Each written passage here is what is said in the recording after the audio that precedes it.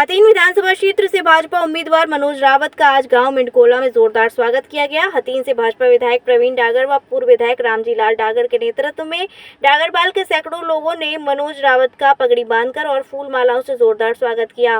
रावतपाल के अध्यक्ष सुमेर जेलदार ने पंचों का भी मिंडकोला में भव्य स्वागत किया। भाजपा प्रत्याशी मनोज रावत ने कहा कि जनता ने सेवा का आशीर्वाद दिया तो हथीन क्षेत्र विकास के क्षेत्र में प्रदेश में पहले नंबर पर होगा। उन्होंने कांग्रेस के घोषणा पत्र को छलावा बताया। उन्होंने कहा कि कांग्रेस कहती कुछ है और करती कुछ है। इसका उदाहरण वे प्रदेश हैं जहां कांग्रेस ने झूठ के सहारे सत्ता हथियाई है। जनता को ऐसी पार्टी से सावधान रहना चाहिए। मनोज रावत ने आज डोर टू डोर अपने जनसंपर्क अभियान के दौरान गांव मिंडकोला में ग्रामीणों को संबोधित करते हुए कहा कि वास्तव में तो हरियाणा में कांग्रेस है ही नहीं, कांग्रेस को जनता नकार चुकी है। उन्होंने कहा कि मुख्यमंत्री नायब सिंह सैनी 500 रुपए में सिलेंडर देने की घोषणा कर चुके हैं और कांग्रेस अब देने की बात कर रही है। ओपीएस की जहां तक बात है, उन्होंने कहा कि कांग्रेस 2 लाख युवाओं को रोजगार देने की बात कर रही है, लेकिन कांग्रेस क्या करेगी, ये उनके 2 विधायकों के वायरल हो रहे वीडियो बता रहे हैं। उन्होंने साफ कहा है, ना तो 9 मन तेल होगा और ना राधा नाचेगी। भाजपा प्रत्याशी मनोज रावत जीत के प्रति पूरी तरह से आश्वस्त नजर आए। उन्होंने कहा कि ये चुनाव 36 बिरादरी के भाईचारे का चुनाव है, विकास व रोजगार का चुनाव है। ये चुनाव हथीन का भविष्य बनाने का चुनाव है। यहाँ की समझदार जनता अपना भला बुरा भली भांति समझती है और अपने भाई अपने बेटे मनोज रावत को आशीर्वाद देगी। उनके साथ बहीन के पूर्व सरपंच राम प्रसाद रावत, पूर्व सरपंच गोपाल रावत, पूर्व सरपंच विजय रावत सहित सैकड़ों गणमान्य लोग मौजूद थे। की जय, बोल दादा कान्हा की जय, बोल श्री राधे।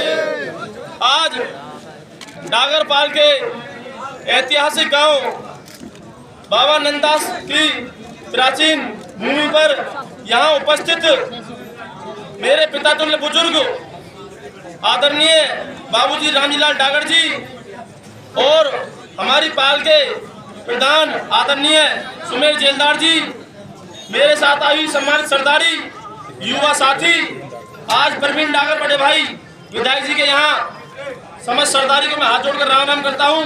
आप सभी के चरणों में शीश झुकाकर नमन करता हूँ। मैं आप सबके बीच में आया हूँ, आप सबसे अपील करने आया हूँ, हाथ जोड़कर प्रार्थना करने आया हूँ। आपका बेटा हूँ, आपका बच्चा हूँ। जो रास्ते आदरणीय बाबूजी ने बड़े भाई प्रवीण डागर को दिखाए थे, जो शालीनता, सादगी, जो शराफत की राजनीति हथीन में जो स्वर अक्षरों में लिखी जाती है आदरणीय बाबूजी रामजी डागर की, उसके बाद उनकी विरासत बड़े भाई प्रवीण डागर जी ने वो मिसाल पेश की थी पिछले 5 साल में। पिछले 5 साल में जो विकास कार्य हुए थे पहले कभी नहीं हुए। जो विकास कार्य पिछले 5 साल में हुए थे, 5 साल से पहले 70 साल में कभी नहीं हुए इतने विकास कार्य। मैं भी आपका बेटा हूं, आपका बच्चा हूं। बाबूजी रामजी लाल डागर जी, बड़े भाई प्रवीण डागर जी के रास्ते पे चलूंगा और जिस प्रकार से उन्होंने हथीन क्षेत्र में विकास कार्य कराए थे उसी कड़ी को आगे लगातार जारी रखते हुए मैं भी इसी तरीके से विकास कार्य कराऊंगा।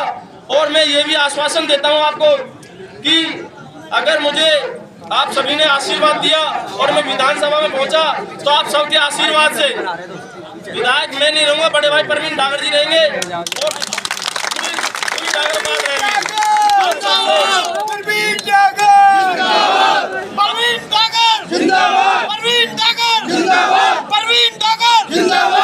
हमारे बीच में हमारे बड़े भाई नगर पालिका चेयरमैन सुमित जी ने अभी अपनी बातें रखी थी, तो सुमित भाई साहब ये भी हमारे परिवार से ही है। हमारा और इनका कुछ नहीं बटा, हम एक ही घर के परिवार के सदस्य हैं। तो इन्होंने जो बात रखी थी मैं भी आपको विश्वास दिलाता हूँ, जैसे सुमित भाई ने बात रखी मैं भी उसका समर्थन करता हूँ।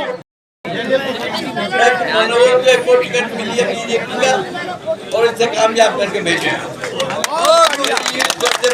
यही मेरी आपसे सबसे आशा है। मैं आप सबका अपने इस ऐतिहासिक गांव की पावन धरा पर बहुत बहुत हार्दिक स्वागत करता हूं, अभिनंदन करता हूं। और आप लोग लगातार पिछले 10 दिन से जो दिन रात मेहनत करते हुए चुनाव में अपना तन मन धन सब भाई मनोज रावत के लिए अर्पित करते हुए चुनाव में जी तोड़ मेहनत कर रहे हो। मैं आप लोगों से कहना भी चाहूँगा कि लगभग 13-14 दिन का प्रचार और है और सभी साथी आप मनोज रावत बन करके डोर टू डोर घर घर जा करके प्रचार करें। पिछली 10 साल की सरकार की जो उपलब्धियां रही, चाहे वो बिजली के क्षेत्र की बात हो, चाहे पानी की पीने के पानी की बात हो, शिक्षा की बात हो, या सड़कों की जाल बिछाने की बात हो या और भी कितने विकास कार्य हमारी भारतीय जनता पार्टी की सरकार ने पिछले 10 साल के अंतराल में करवाए। और अभी कल हमारे माननीय राष्ट्रीय अध्यक्ष जेपी नड्डा जी ने जो अपना घोषणा पत्र जारी किया, उसमें भी जनहित की कितनी योजनाएं हमारी सरकार ने की है। मैं आप लोगों से कहना चाहूँगा कि सभी साथी, युवा साथी खास करके घर घर जाकर के पार्टी की नीतियों का प्रचार करें